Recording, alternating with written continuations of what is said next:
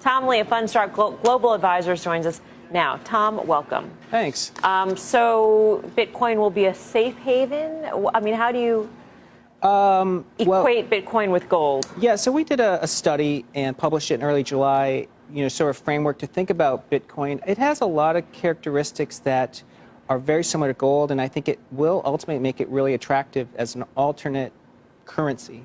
It's a good store of value. The encryption essentially and the distributed ledger not only sort of act as a way of protection, but it actually has an industrial use. It's essentially can be replacing a traditional payment platform. Mm-hmm.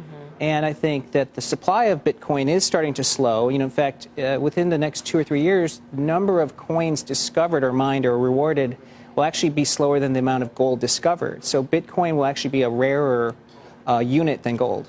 So I was following you the whole way until the very end because you're making the comparison for Bitcoin to an actual currency, how it's being used, what the purpose is for, and then you go to gold. I mean, gold is never used as a currency anyway. Gold doesn't back the U.S. dollar. So yeah, why would we even make that comparison? Yeah, it's a great question. So we went off the gold standard in the 70s, right?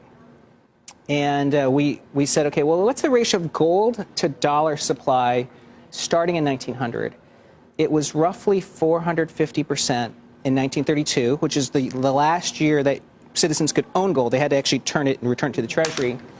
It was roughly 460% in 1973, and it's 460% today. The supply of dollars versus gold's actually been incredibly stable over time. There's periods where it rises and falls, but it's a good rule of thumb that it's going to be roughly 450%. So it means you can actually forecast gold 20 years from now, assuming what money supply would do.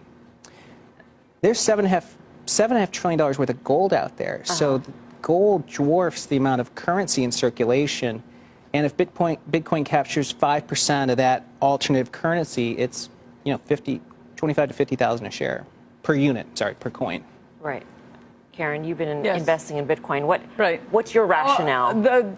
Several cryptocurrencies. Yeah. Because I do really believe that, similar to the internet stocks taking off in the late 90s, that there will be winners in the cryptocurrency space. I believe that cryptocurrency will be adopted as used around the world. That's what drives the value there. I don't know which one. So I have a basket. I have to say, BK has done all of the trading around, Brian Kelly. Yeah. And he's done an extraordinary job. I don't know which one is going to be the winner. Maybe Bitcoin, maybe another coin. I don't know. But I do believe that digital currency space is worth having. For me, it's a tiny investment, but I see it could go to zero, could be worth multiple. So forced to choose, or would you rather, in our parlance, gold or Bitcoin? It would be Bitcoin? Yes, I think Bitcoin is a under-owned asset with potential for huge institutional sponsorship coming. Bitcoin or a basket of U.S. stocks? Between now and year end, it's easily Bitcoin. Ooh. Do you think Bitcoin will be the best performing asset or asset class, if we could even call it that, from now to year end? Yes, and I think it's because there's catalysts. Institutions have to directly buy the coin today through a broker, but both the CBOE and the CFTC have opened up options and futures trading. So I think it's going to grow in holdings. Tom, thanks. Tom Lee, Fundstrat.